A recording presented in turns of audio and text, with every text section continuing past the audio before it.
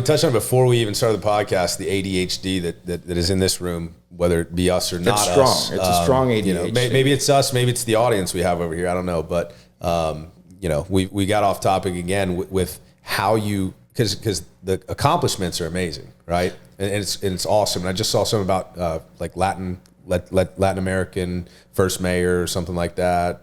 Oh, yeah. I got the American Latin Chamber. There you go. Yeah, but backing up before that, we got to connect the dots between how you land here from the DR at 16 and how you become the mayor of Sarasota at 25. Because you're only like, what, 27 now? I'm 33. I was trying to give you some help. Okay, mayor. You don't look a day over 42. So how do we go from 16, coming here from the DR, whoa, everybody's got cars. I just took my first hot shower, and now I'm striving towards mayor at 30. So I get here and I'm going to Riverview High School. I met my wife in high school. We didn't date in high school, but I met her in high school. And you know, I asked people, I'm like, I wasn't into college football, but I'm like, what's the best school to go to? They're like, hardest one to get into academically, Gators. Boo. Me, I'm like 2.5 GPA. I'm like, I'm gonna apply to the University of Florida. We're doing this. And I apply, and it was like crazy, ridiculous. I didn't have that money, but it was like, you had to, like, it was like a $40 application fee. I'm like, it's crazy. But I ended up paying, I got instantly denied. By the post office for not paying $40. 2.52 GPA. I was like, I'm serious. Like, I wasn't really like the best student, and it wasn't because of intellect or because of it. I just wasn't paying attention. Right. I was just partying 100%. Too much. Because hey, think about it, you're going somewhere new, and like it's, you know, you have a couple years left.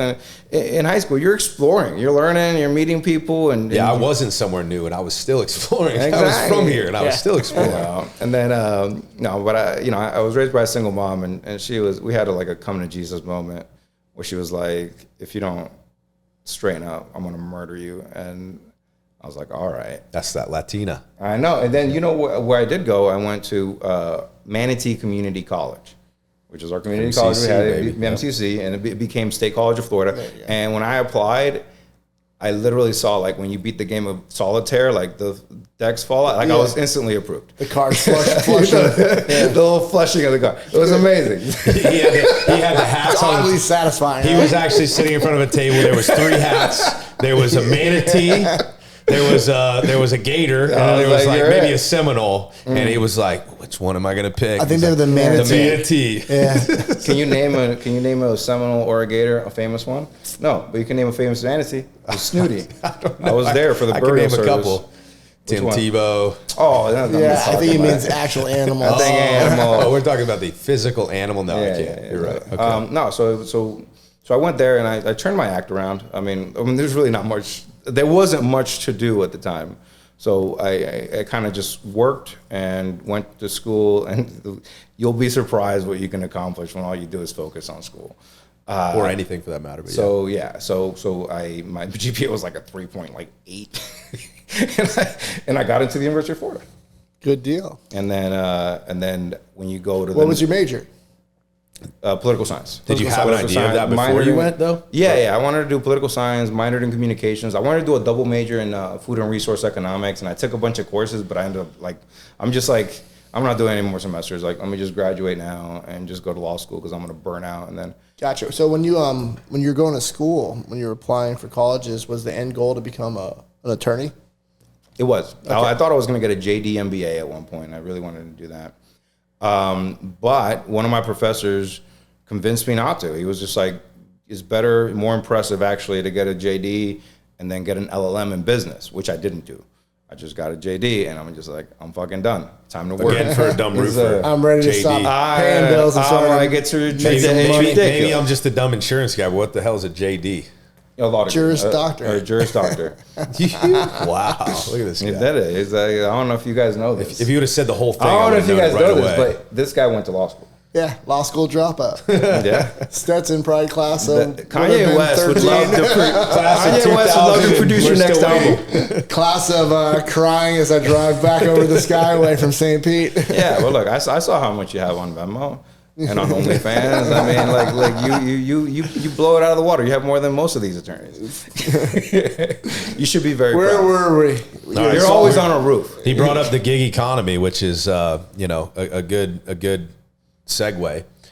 What's your thoughts on where we are today and the opportunity that exists for somebody that's not from the United States of America, right? Somebody coming here at 16 years old, the income, the wage gap from citizens, American citizens, and transplants. Look, you hear people talk a lot of smack about America and Florida and Sarasota, but there's always going to be, people are always going to gripe about issues. It's a natural thing.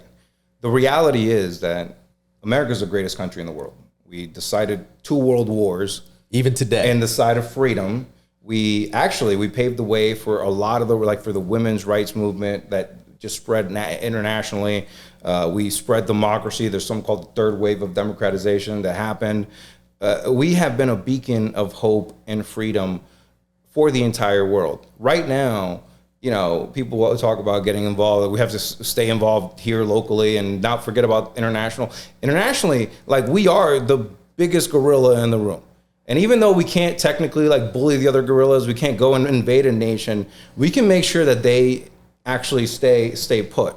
And that is, I think, our greatest strength as a country. Because if there is order internationally and nobody is feuding with each other, then our Publix has everything you need, and oil stays at a reasonable rate, and you want stability. You want stability. Yeah. So, but there's no right now. If I was in the Dominican Republic, so I don't think I would be, a young mayor of a city, or I wouldn't have the experiences I've had. I don't think I would be a lawyer working at a firm, because America has the greatest upward mobility ever. Opportunities afforded. The opportunities are here, man. I remember I got help I did an internship for free. I worked for free when I was in high school for a law firm. They send me clients now. They're still mentors. It's your network. It's the ability to not get taxed to death. It's the ability to pursue these things and have the opportunity to, if you need to borrow a little bit of money to start your business or to get a degree, you can. And systems of credit. And people take advantage. They take that for granted.